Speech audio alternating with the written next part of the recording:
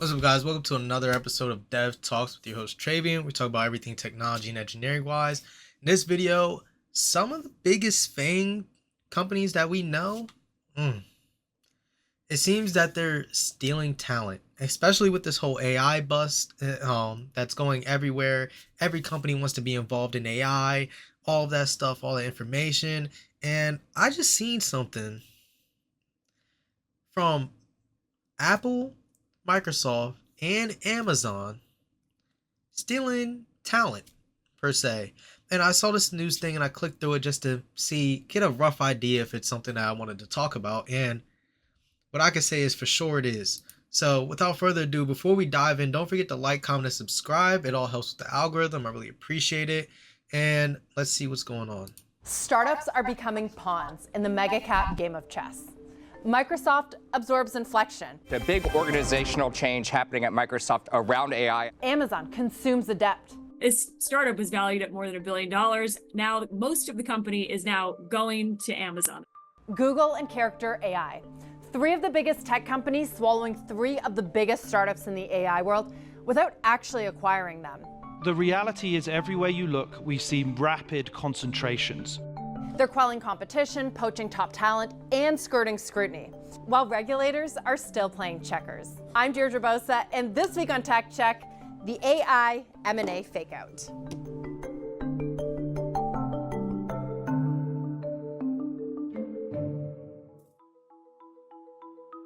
Character AI was one of the most promising startups in the age of generative AI. Personalized AI. How are thee? Let's get to the bottom of this. Highly engaging.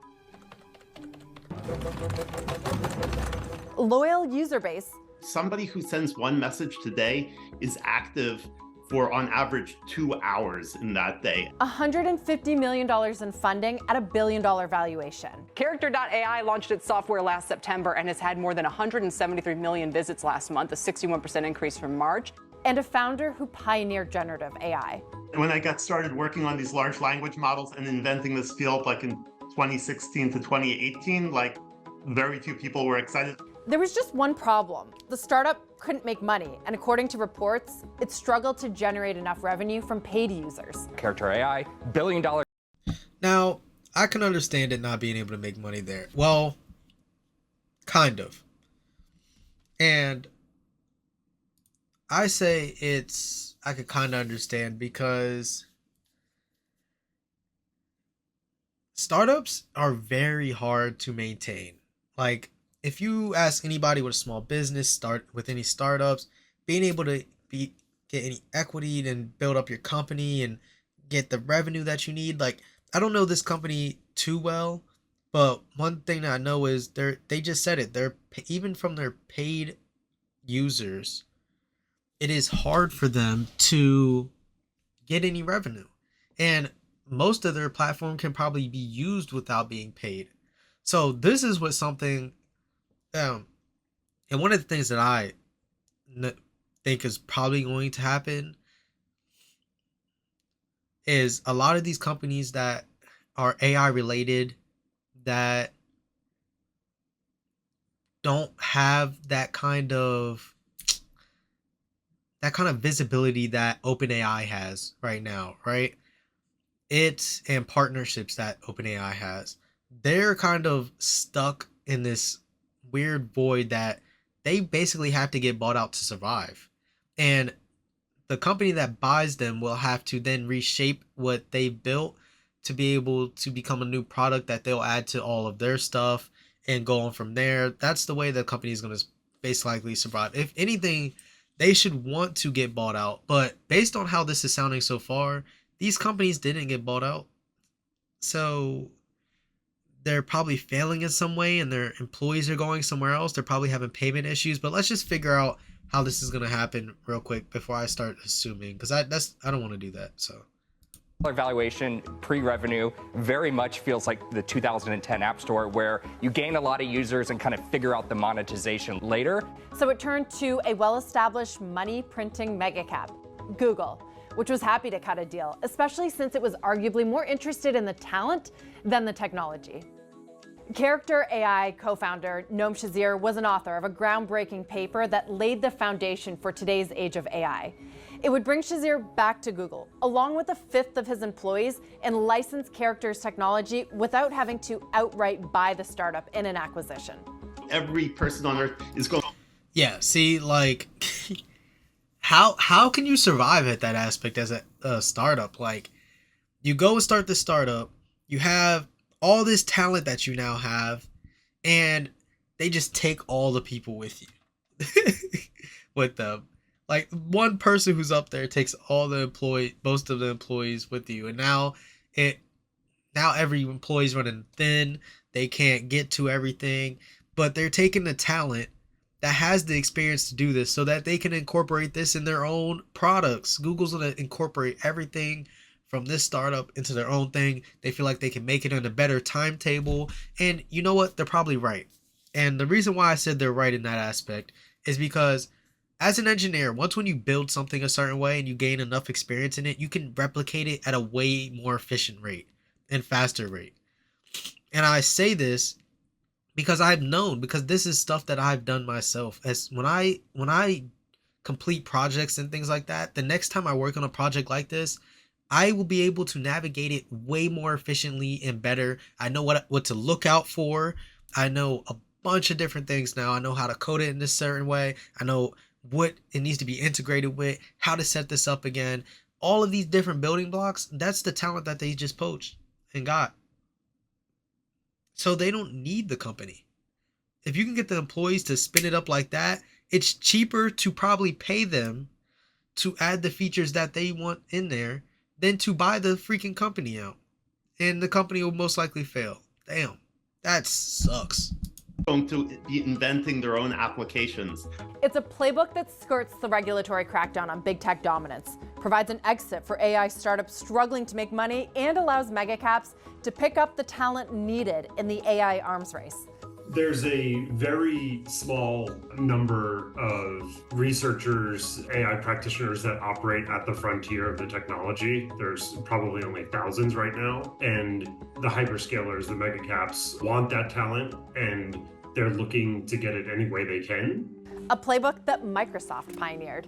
In March, it inked an unusual deal with Inflection, a prominent AI startup with a chatbot to rival ChatGPT's. Again, not an outright acquisition, just a $650 million agreement that would allow Microsoft to use Inflection's AI models and hire away most of its staff, including founder Mustafa Suleyman, whom they put in charge of its entire AI unit. He co-founded DeepMind back in 2010. That was later acquired by Google. In 2022, he co-founded a company called Inflection. He did that with Reid Hoffman. In June, Amazon and Adept AI struck a deal. Amazon reportedly paid at least $330 million to license Adept's technology, with a $100 million retention bonus to employees who jumped ship. A big cost center for these startups is GPUs, those chips. How do you sell out your company like that? Like, I get it's a lot of money, and these companies are probably like struggling and stuff, and they need to find a way to stay afloat. But to me, that's almost like selling out your company. Like, dang. But you gotta survive. Feel weird about that. Cloud computing, and what does Amazon have? They've got AWS, they've got the cloud computing inside in spades. So if you're a startup and you're looking to partner with one of these companies or do some sort of licensing deal, you're gonna look at one of the big tech companies, likely Amazon, Google, Microsoft. For the mega cap and the startup employees who are hired away, it's win-win. The founders no longer feel pressured to monetize their business models, being swallowed up by a highly profitable mega cap that buys them time to build for the longer term. As these founders are looking to scale their companies, they might see headwinds, any number of headwinds. And it could just be that at this point in time, the best home for them is, again, a mega cap. And their cloud computing costs needed to develop Gen AI models running into the hundreds of millions of dollars, they get absorbed by the tech giants that own the infrastructure. We definitely talk to founders that want to develop the best technologies and just have access to GPU resource and not fight for it. And I think that's why you've seen some funds spin up clusters of their own to give founders access. Now, doing it for that reason makes sense, right? You're already using one of these big tech systems.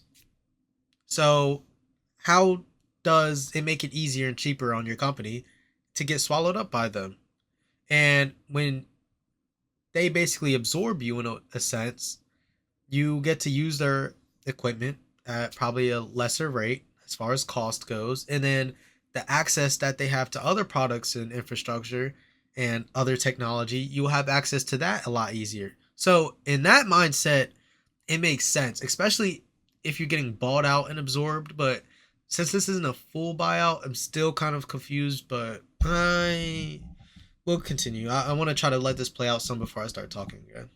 For the mega caps, it's a quick and easy way to get the best talent in the field. And that was likely a motivation when Google purchased DeepMind back in 2014, an example of an all-out acquisition that is highly unlikely to get approved today. DeepMind was one of the most prestigious independent AI research labs a decade ago.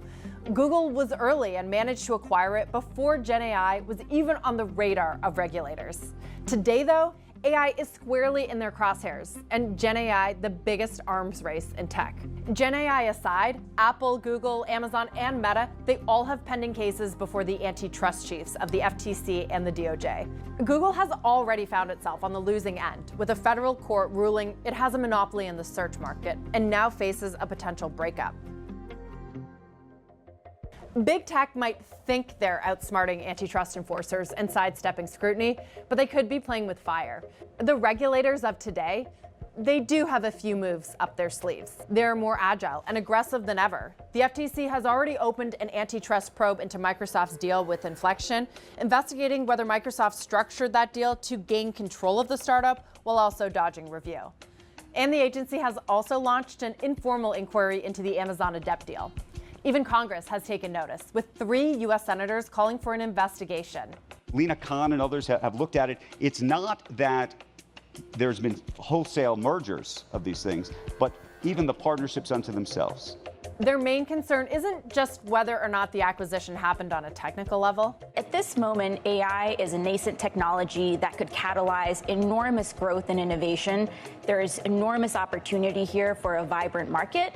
But we also see risk. We see risk of consolidation. We see risk of monopolization. It's whether or not the act is ultimately anti-competitive, especially in a nascent, growing space where having competition is key to making sure that there's innovation instead of the same incumbent behemoths getting ever larger and more powerful. Because yes, mega caps, they aren't swallowing startups whole. They're leaving behind a shell of a company and some of its employees. Still functioning, but not competitive, which also brings into sharp relief just who gets left holding the bag. Now, I completely agree with that. That whole statement about it being unfair and anti-competitive stuff, I fully agree with that being the case, because how do you end up? Like, let's really sit down and think of this. A big tech company comes to your startup. You guys are barely afloat right now. You still need to go out and get investors and things. They come to you. They want to throw you some money for some of your licenses, call it a partnership. And then they're going to pay more money for your top employees at your startup to come join them, where your top employees, mind you, the people who you need to further progress your startup and your company, are now going to big tech to help them progress their stuff to the point to where it's going to be unfair in the market when people want to go buy their stuff instead of yours and use their products instead of yours because they have all the talent over here and you don't have anything and you have to rebuild with the money. Yeah, it keeps you alive, but now how much harder is it now for you to get to their level and go up there? I think it all depends on what's going on with that specific startup, but yeah, I can see that. And then now they're getting looked into, like, is this even fair and things. I know, who was it? Amazon got stopped last year, and I covered this on this podcast before I started doing video. They went to Europe to try to buy out a company out there, and they denied it because of anti-competing laws. So this might be something around the same thing. This isn't an acquisition. It kind of seems like a way to get under the rug of acquiring all these startups so you don't have any AI competition really, besides the main people who are going to be giving it out, Microsoft, Google, Amazon. Besides them three just giving it out, the top AI models and everything like that, controlling the whole AI sphere and only competing with each other. If they keep buying them, if they keep leaving these companies at the shelves themselves, it's hard for another company to come up and rival them in the AI aspect. And it makes it really difficult. So I really do agree with that being a potential risk that you can run into. On the surface, these deals seem like win-win, but there are employees and investors who are left behind. In the Adept deal, for example, Amazon only hired away the AI researchers, according to the New York Times. The teams working on product, sales, and other areas weren't so lucky. They don't reap any of the rewards that their former colleagues do, a new cushier gig at a proven big corporation, without the desperate search for viable revenue. Instead, they're left trying to find a way to piece together a new business without its top talent. In a number of deals of this type, the remaining company still has access to the IP that's been created, and certainly enough resources as part of the transaction to continue to hire talent and build upon that IP. Then there's the VC money that initially founded those startups. Those that backed Character, Adept, and Inflection, they're being made whole or almost whole through licensing deals, but it is a far cry from the returns they were looking for. Typically, VCs bet on bigger payoffs. A minimum 5 to 10 times rate of return is considered a benchmark for success. One insider who wanted to remain anonymous tells me that there could be more of these types of deals to come, noting that there are many more overvalued AI startups that have yet to find viable business models. Cohere, for example, is another still independent Gen AI darling that was recently valued at more than $5 billion. It reportedly has less than $25 million in annualized revenue. A lifeline from a megacap, that could be a welcome development as the pressure to monetize builds. But as regulators get wise to the pseudo acquisition, will big tech be willing to tempt them with more deals? Or will the AI unicorns be left to fend for themselves as the big get bigger? However it plays out, the AI M&A fakeout has changed the landscape for generative AI.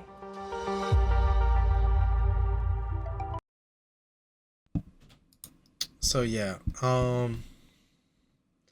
that's insane.